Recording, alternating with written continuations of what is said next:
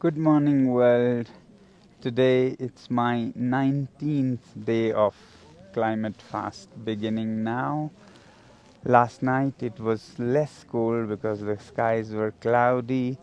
It was -3, and together with me there were some 200 people sleeping out in the open for the safeguard of the sensitive, fragile ecology of the mountains in Ladakh, the glaciers, the unique indigenous tribal cultures. And I'm feeling a little better now after 2 days of low energy, so I'll share some ideas with you.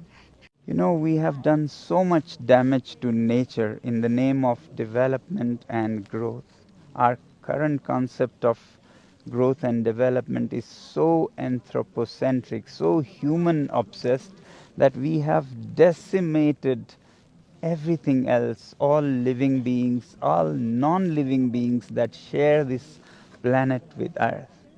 So, let me share a crazy idea. How about having nature representatives in our parliaments that can advocate for nature? The idea may shock you, but let me put it this way. Do you know that before 1920s, idea of giving suffrage or voting rights to women was shocking to people around the world? It was only in the early 1900s and finally in 1920 when US passed the law for women's voting rights that this became a normal, natural thing today. We can't even think of women not being able to vote today. Similarly, having colored people, blacks for example, to vote or run for office was just unthinkable. And after a struggle of some 100 years, finally it was in 1965 that US passed the law of all colors could vote.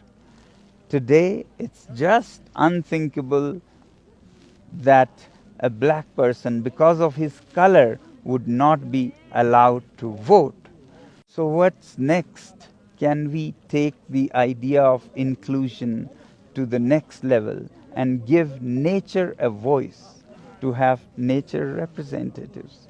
And tomorrow, it might be unthinkable for us to think that nature was never represented in our parliaments of the past. Today, it's all human centric.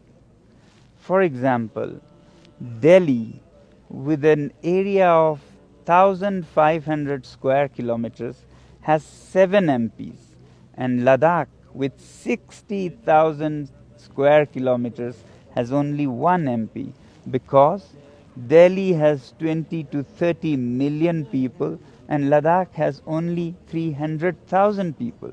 But Ladakh is not just these 300,000 people, it's a lot of vast wild nature, glaciers that we depend for our lives. All this is not represented in our parliaments for policy making.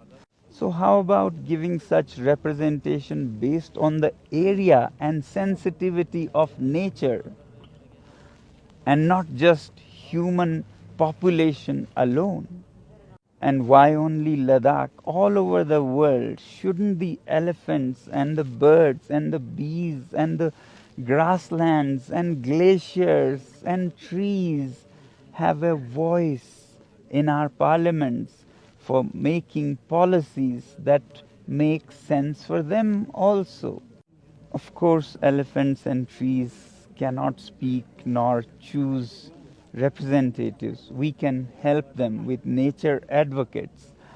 Mechanisms could be worked out on electing them, but the idea is giving them voice, and true inclusion and actually true democracy will be when they also get included.